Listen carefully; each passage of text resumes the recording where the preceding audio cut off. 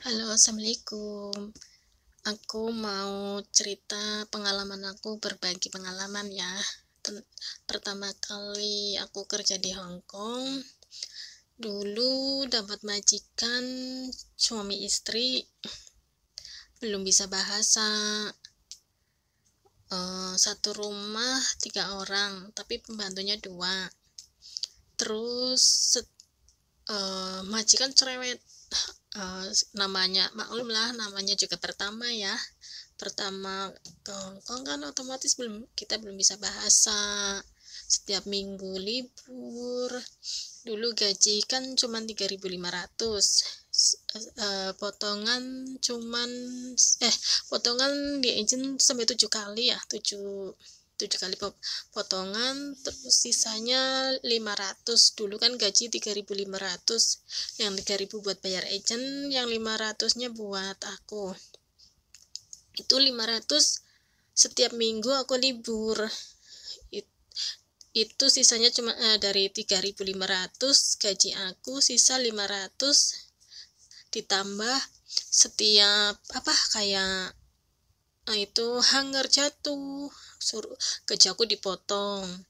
Terus kayak handuk kecil itu buat ngelap-lap piring rusak juga dipotong. Lah, semenjak itulah aku nggak betah ikut majikan itu.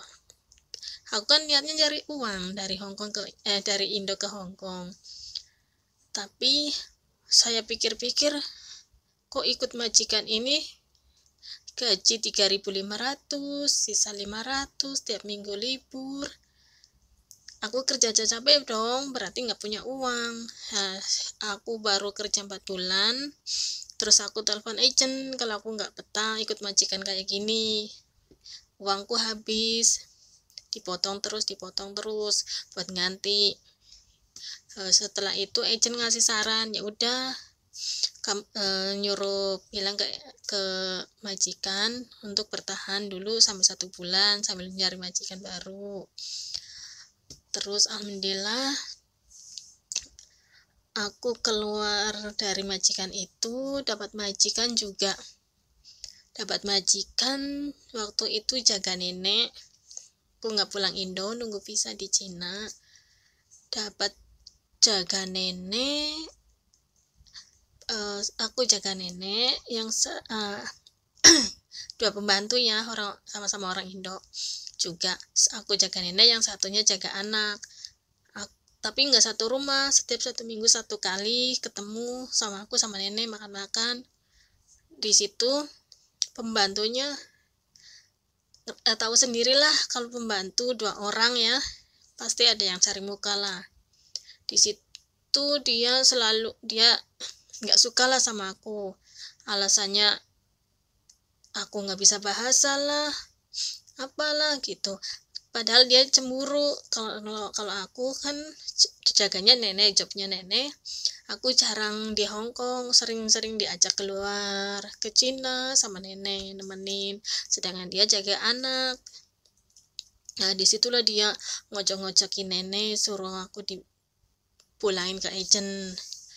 Padahal setiap dia butuh uang pinjem buat bikin rumah, beli motor buat suaminya, aku kasih. Tapi di belakang aku dia jelek-jelekin aku lah, biar aku dikeluarin dari majikan itu. Tanpa dia ngeluarin, aku udah minta keluar sendiri. Aku kerja di situ 9 bulan.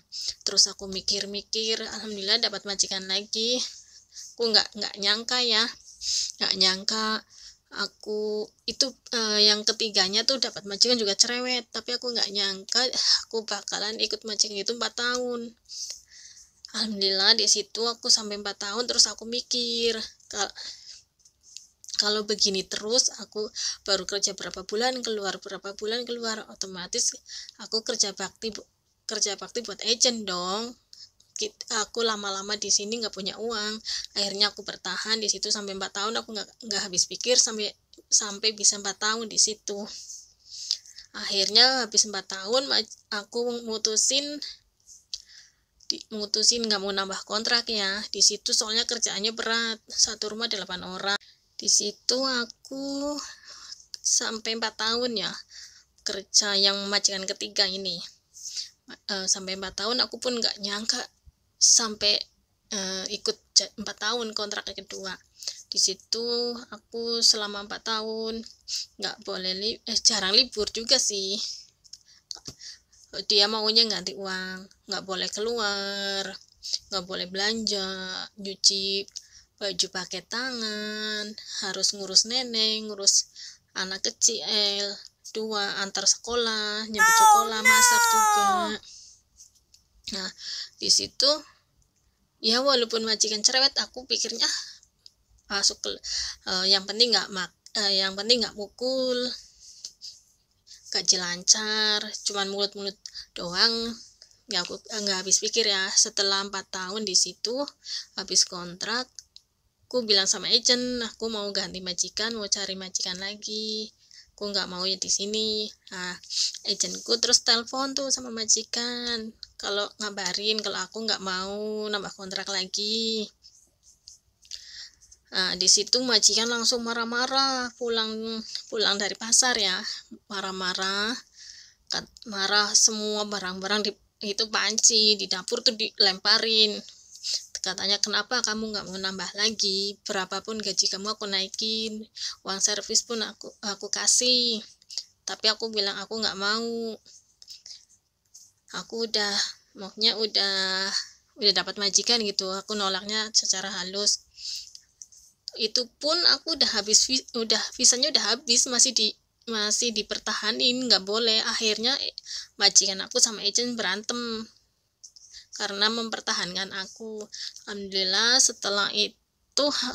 setelah dari majikan ketiga ya, ini ya majikan keempat nih, dapat dari situ alhamdulillah baik banget jaga nenek sama kakek. Gak terasa juga 5 tahun tuh. Setelah 5 tahun di situ aku merasa seperti punya keluarga, seperti keluarga, selalu memperhatikan aku. Sedangkan dari orang tuaku aja aku nggak merasa kasih sayang dari orang tua aku ya, diperhatikan. Cuman hanya uang. Kalau ditelepon selalu yang ditanyain uang, nggak pernah nanyain kabar gimana atau sudah makan lah, atau pokoknya yang lain lah yang dibahas itu masalah uang. Disitulah aku 5 tahun ikut nenek sama kakek. Aku merasa alhamdulillah keluarganya baik semua, anak-anaknya, cucunya. Di situ aku 5 tahun, aku merasa aku di situ punya keluarga baru yang benar-benar perhatian sama aku, kasih sayangnya semua kayak aku minta makanan dia dibeliin, tanpa minta pun selalu dia ngasih uang. Di situ aku nggak kerasa 5 tahun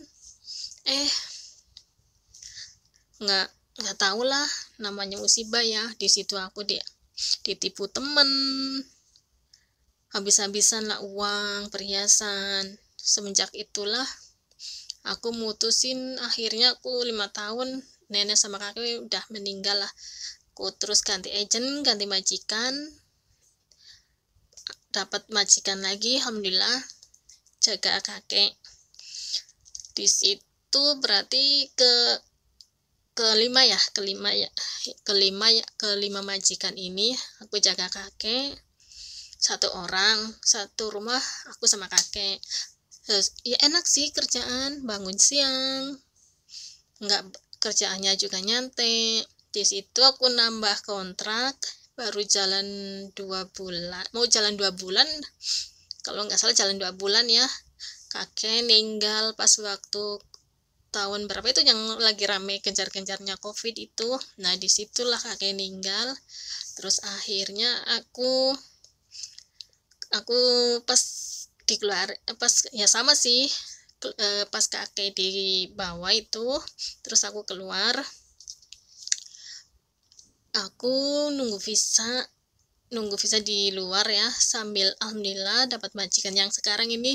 Alhamdulillah lebih baik lagi, juga nggak punya anak, cuman 2 orang, suami istri, jaga neneknya di panti. Alhamdulillah sekarang aku di sini lebih, yang majikan sekarang lebih enak, lebih baik, lebih royal, sama uang nggak pelit. Aku minta apapun diturutin, kamarku juga VIP, ada AC-nya sendiri, ada kamar sendiri. Pokoknya majikan yang sekarang lebih enak dari majikan yang dulu-dulu. Di sini juga nggak pernah libur, majikan lebih suka ganti uang, tapi aku lebih nyaman nggak libur ya. Soalnya aku pikir udah bosen sih tiap minggu, kalau tiap minggu libur, tanggal merah libur, habisin uang, mendingan kita nyari tambahan. Toh juga kan kita tujuannya nyari uang. Majikan juga bebasin aku, mau keluar juga boleh, apalagi aku tiap hari kan keluar nengokin nenek ke panti jompo. Satu hari 2 kali, kalau hari Senin sama Rebo. Kalau maunya aku dijatah hari Senin sama Rebo 1 hari 2 kali, yang hari Selasa sampai hari Sabtunya 1 kali. Ya disitulah aku jadi kerjaan di sini juga rasanya cepet, tiap pagi ke panti, sore pulang, jadi ada kegiatan gitu, jadi ngerasanya 1 hari itu rasanya cepet banget. Ya beginilah tipnya, tip dan pengalaman pribadi aku agar kita betah gitu kerja di Hong Kong sampai lama. Ya gitu, menghadapin majikan yang cerewet, kita nggak usah ambil pusing, anggap aja dia orang gila yang penting gaji lancar, nggak main tangan. Toh kontrak kita kan cuma 2 tahun, anggap aja 2 tahun itu 2 hari.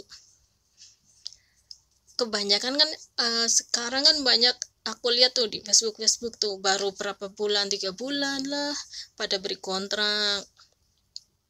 Ada yang minta pulang, kata majikan inilah cerewet lah, makan nasi cuman 1 hari 1 kali.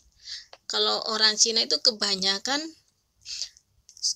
beda ya sama orang Indo. Kalau Indo kebanyakan makan nasi, kalau orang Cina kan makan nasi jarang, soalnya tahu sendiri lah orang Cina, makan nasi itu bagi orang Cina kayaknya pantangan banget. Semoga video ini bisa sharing-sharing lah buat teman-teman kalau mau pengen kerja ke luar negeri. Ini dari pengalaman aku ya, kalau kerja di luar negeri tuh nggak enaknya tuh pas kalau mau gajian tuh, tapi sengsaranya ya kita harus kerja keras, tidak kenal lelah. Ya pokoknya gitulah, suka duka jadi TKW di luar negeri. Tapi alhamdulillahnya lebih enak